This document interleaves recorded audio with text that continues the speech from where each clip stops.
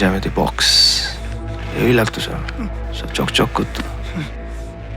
একটা কম্পাস, একটা চাঁদা, একটা রাবার, একটা ত্রিভুজ, একটা পেন্সিল, একটা ছোট স্কেল, আর একটা মাল থাকতো। সেটা অঞ্চত কোন কাজে লাগে সেটা বুঝতে পারতাম না। কোনটা বলতো? এইটা। পরে জানলাম এটাকে ডিভাইডার বলে। সারাক্ষণ ফোল্ড থাকতো।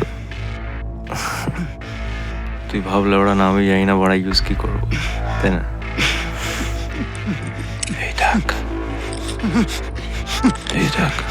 এবার বল, এই ডিভাইডারটা যদি তোর এই ডান দিকের কান দিয়ে ঢোকাই, তাহলে কি বাঁ দিকের কান দিয়ে বেরোবে?